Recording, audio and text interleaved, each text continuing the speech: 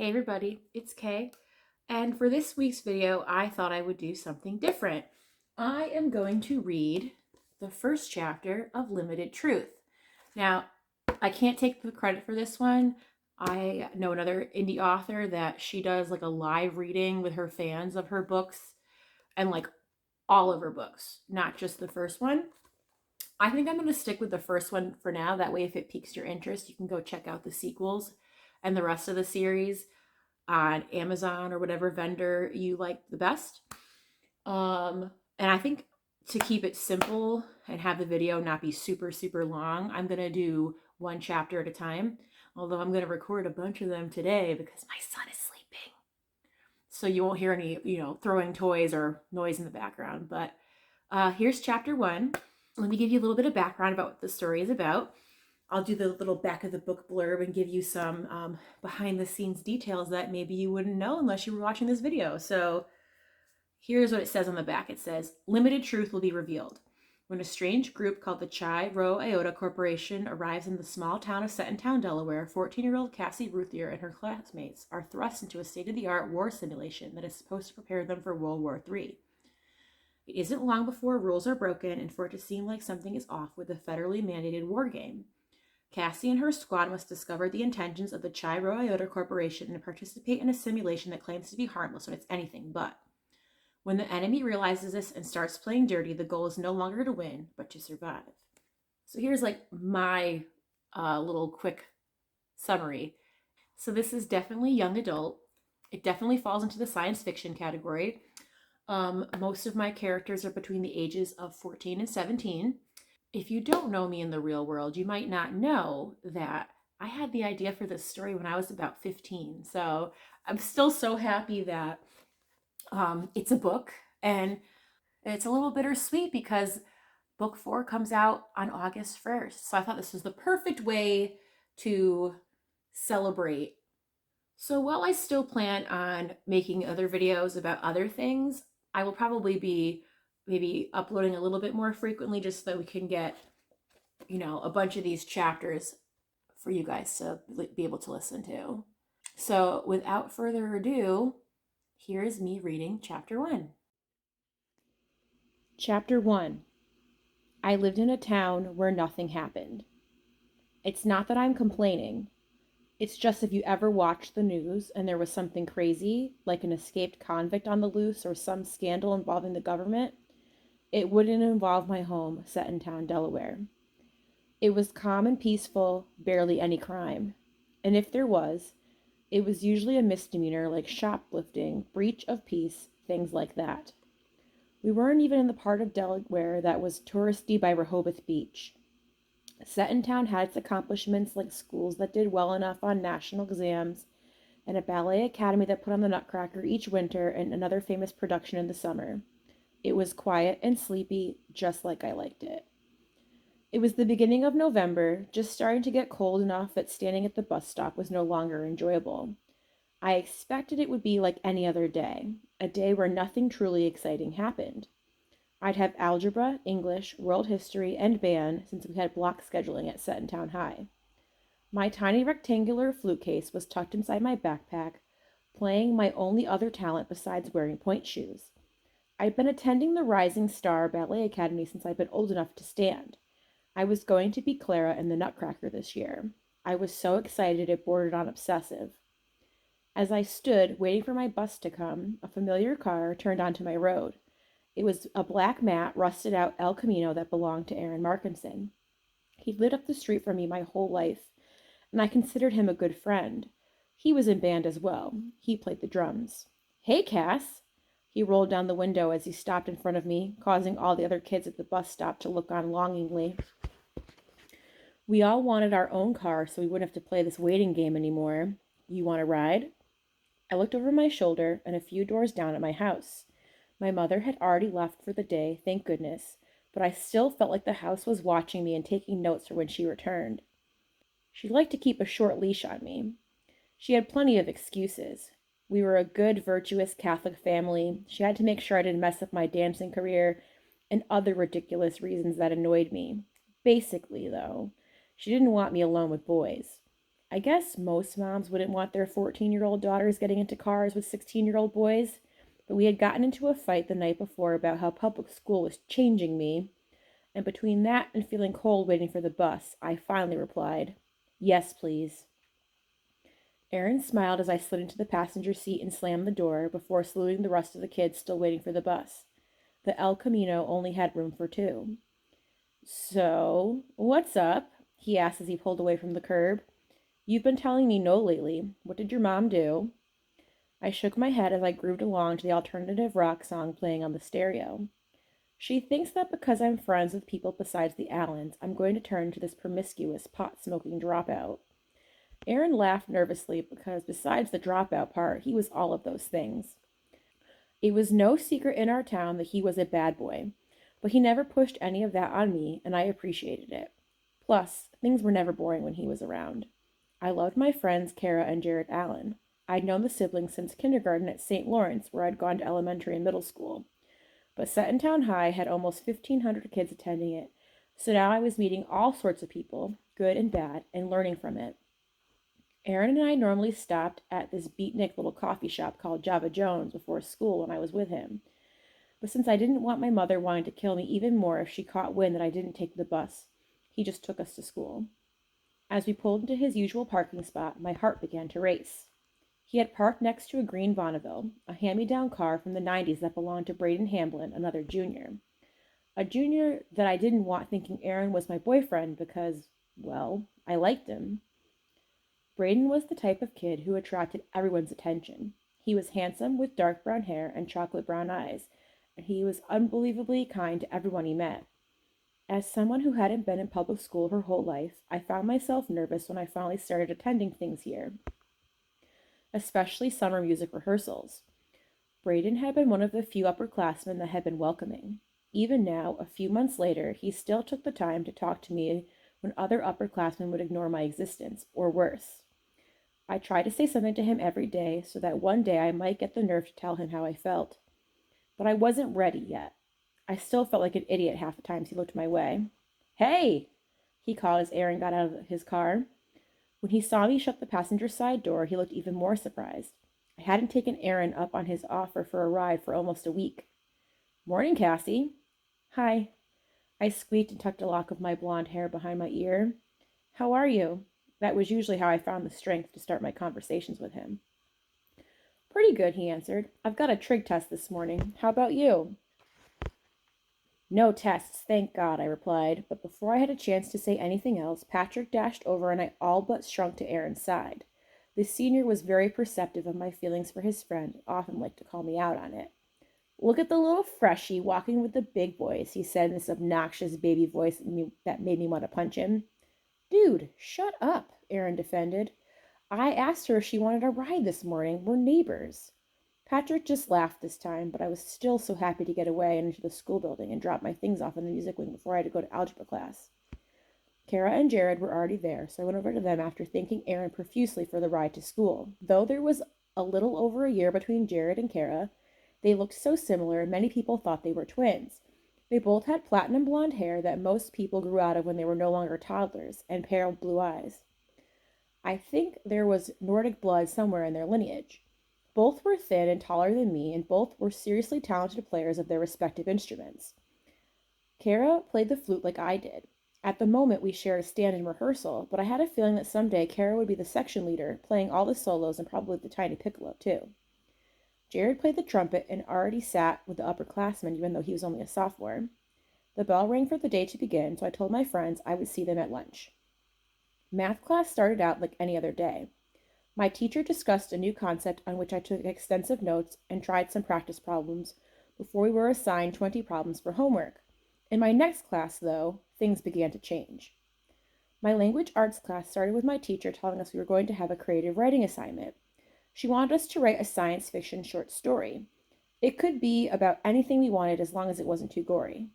Once she passed out the paper with the instructions on it, I could only stare at it. My mind was completely blank. I knew nothing about science fiction. I loved contemporary, even read an occasional vampire-studded paranormal romance, but I couldn't think of anything science fiction-y to write that wouldn't be ripping off George Lucas. Everyone around me was already writing, and I couldn't think of a single word. The phone in the corner of the classroom rang. "Feel free to brainstorm," my teacher announced before picking up. "You have plenty of time." Could I make ballet or marching band into something science fiction? Those were two topics that I was pretty well versed in. I'd played the flute since the third grade and currently danced 6 days a week. My career as an author, however, had only been as long as my teacher had given this assignment. Alien ballerinas, galactic spaceship driving musicians, alien ballerinas fighting galactic spaceship driving musicians. I almost crumpled the paper in front of me in frustration. Those were the stupidest ideas I'd ever heard. It was then that I noticed that my teacher looked visibly upset on the phone. She kept on saying, "What?" and "Oh my God." Everyone else was so absorbed in the writing assignment they didn't notice. My teacher hung up the phone and all but ran to her desktop computer and sat down. I watched her click furiously until she began to read something. The computer screen was facing away from me, so I couldn't see what she was reading, but I saw the look in her eyes and the way she covered her mouth in shock.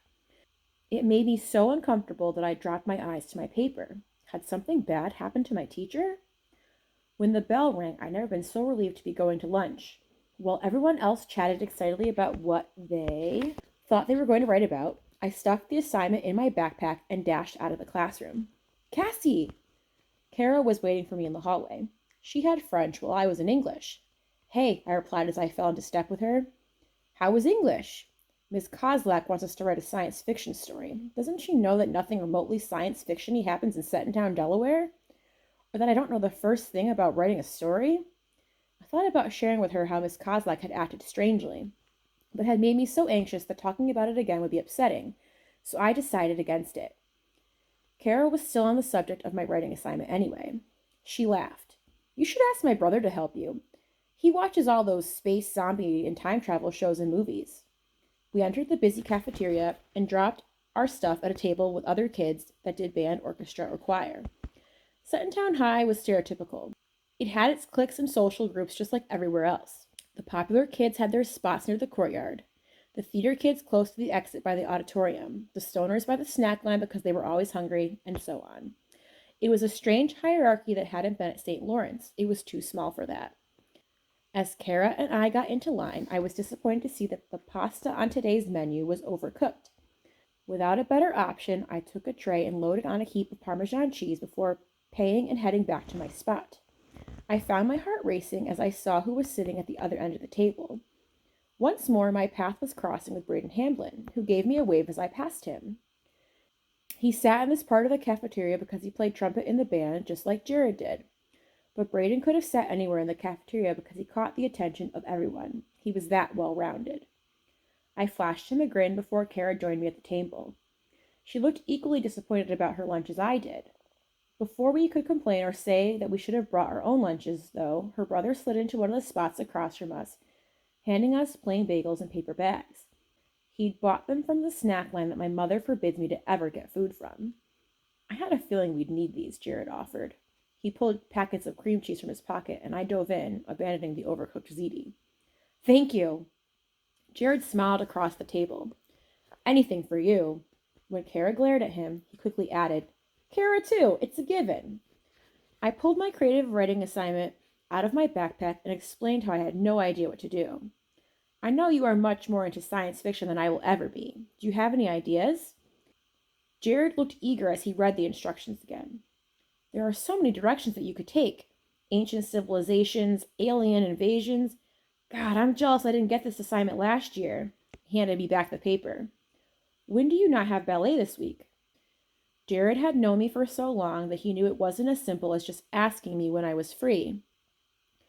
"The Nutcracker opens in a month. I'm booked until Saturday." Jared looked at his sister enthusiastically. "Come over Saturday. We can work on it and maybe you can sleep over. Right, Kara?" Kara raised an eyebrow at her brother. He was making plans for her and her best friend and was way too excited about it. "Are you feeling okay, Jared?"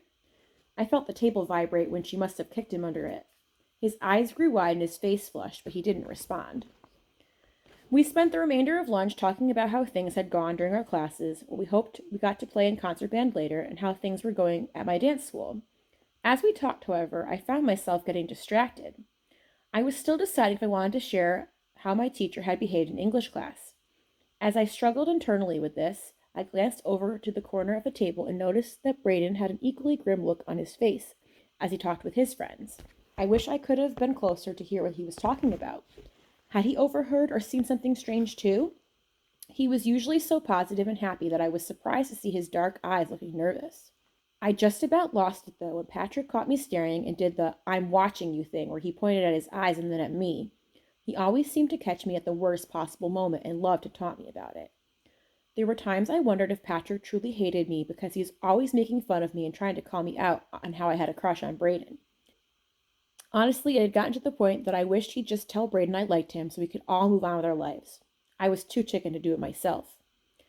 I glared at him before turning my attention back to Kara and Jared, who seemed to be having a conversation with only their eyes. It was totally weird.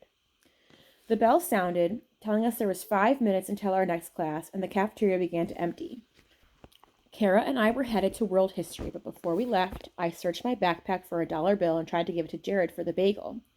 "Here," I said, "let me pay you for the bagel." Jared shook his head and pushed my hand away. "It's fine, I wanted to." "No, really," I pressed. "Cassandra Ruthier, keep the money before I never do anything nice for you ever again." When I finally relented and put the dollar in my pocket, he winked at me. "See you later," he called as he headed in the other direction. I was thoroughly confused. "Is it just me, or does your brother seem weird lately?" I asked Kara as we made our way back toward the History and Language Arts building. Since we had joined him in public school this year, he was always asking me to come over whether or not Kara would be around, as well as doing awkward things like winking and giving me strange compliments. "Are you that wrapped up in yourself that you don't see it?" Kara asked with a laugh. "Jared likes you. He has for a while now." Jared is like my older brother," I contested. I had always lumped the blonde boy in the same category as my 12-year-old brother Shane. That, and I had my eye on someone else. Kara didn't need me to say it, though. She already knew. I talked about it a lot. "Think what you want," she replied, "but I live with him. He likes you." Just when I was about to make a rebuttal, 2 freshman boys ran down the hallway knocking into random people as they raced to class. I happened to be one of the innocent victims, who was pushed to the ground as they passed. "Whoops," one of the boys exclaimed with total lack of sincerity. "I'm sorry." He was out of sight before I could yell or even lift an inappropriate finger. Someone had me by the elbow and was helping me stand. Kara's face looked bemused as I saw that it was Braden assisting me. My heart leapt into my throat as his eyes searched me to make sure I was okay. "You all right?" he asked. I nodded, barely able to breathe. "Yeah." "Good." He began to walk away. "I hate those jerks. See you later." I watched him walk toward the staircase and out of sight. I had anticipated being late for world history because of the incident in the hallway, so I was surprised to see that my teacher wasn't in the room when I arrived. Most of the class was out of their seats and socializing, and I had to do all I could to not glare or say something to one of the boys who had run into me earlier, Devin Wilborn, and his girlfriend, who were leaning against the old metal window frames by my desk. I knew the girl way too well. Her name was Kelsey Gibbons, and she had gone to St. Lawrence just like Kara and I had. This should have made us all the best of friends, but Kelsey ignored us on a good day and terrorized us, mainly me, on a bad day, and always had. When I was younger, I used to wonder if it was because she was jealous of me, as I got along with most people at St. Lawrence, and there were only so many social options in a school of 250 students. But now that we were in high school, it was worse. We were no longer forced to be in the same group, and she was still liked to dig into me whenever she could. The brunette was the captain of the freshman cheer squad and assimilated easily into the popular clique. So I didn't really understand what her deal was anymore. "Class, class," my teacher called as she breezed into the room. "Take your seats. You know what I say about being near the windows. It's dangerous. If you open them or break them, they will not close, and you are at risk of falling out." We always rolled our eyes at this lecture. My teacher was a bit eccentric, and we assumed she was making up stories. The windows looked so old that I doubted they would open even if you needed them to, but we humored her and filed back to our seats. Kelsey and her boyfriend gave the teacher dirty looks before finding their place a few rows behind me. I noticed right away that my teacher was off. She rifled through her papers with shaking hands, knocking things over until she finally found her lesson plans and told us to open our books so we could continue reading about the ancient Egyptians. When she wrote the page number on the whiteboard, I watched her hand bob, making the handwriting look sloppy. I exchanged a glance with Kara. I tried to pay attention to the various dynasties and bloodlines she was laying out, but I found myself getting distracted. Not only were two of my teachers visibly upset about something, but Braden seemed to be concerned about something too. My stream of consciousness reeled and I thought about how Braden had helped me up in the hallway, and how I'd gotten to walk into school with him, which made me think about Jared and everything Kara had said and how I really didn't want him to like me. I liked how things were between us. I didn't want to make things complicated.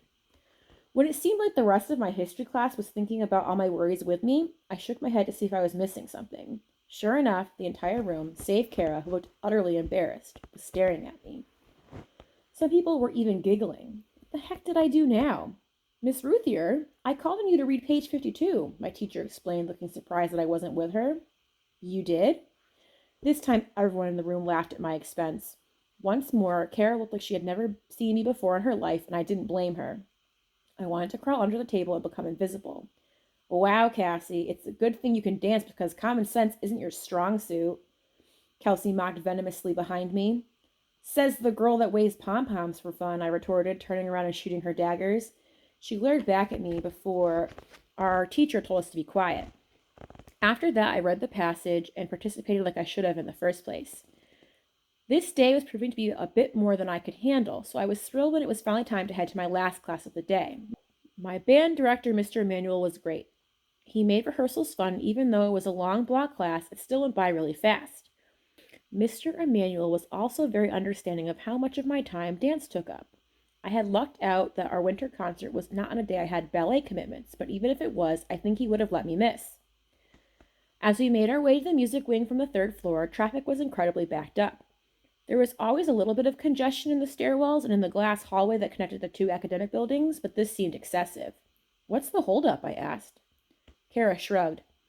Maybe there's a fight in the stairwell? When we got to the stairs, however, we were still shuffling armpit to armpit. There was no fight at the bottom either. There was nothing out of the norm that we could see. Someone behind us demanded to know what the delay was, but no one had the foggiest idea. As Kara and I reached the tile floor, people began to push, trying to get through the throng. I tried not to think about the strange occurrences that kept happening today, but I was starting to think it was no longer a coincidence. When we finally reached the hallway that housed the main office, Kara and I saw the source of the traffic jam. A large black and red banner was hanging over the office door, and there was an unruly mob underneath it. I couldn't make out what people were saying, but the cries were deafening. We had never seen an angry group so large before. Even though we were still a few yards away, the banner was so large I could read what was printed on it. War Game XRI. Your school, your honor, your duty. I had no idea what it meant, and that terrified me. All right, that's where I'm going to leave it for today. I would love to hear what you think so far. If you have any predictions or questions, um, if you want to read along while I read it, you can get the paperback version on Amazon, and the ebook is available on Apple, Barnes and Noble, Google Play, and Kobo. And obviously, I think I already said Amazon, but in case I didn't, Amazon, the ebooks. I'll see you next time. Bye.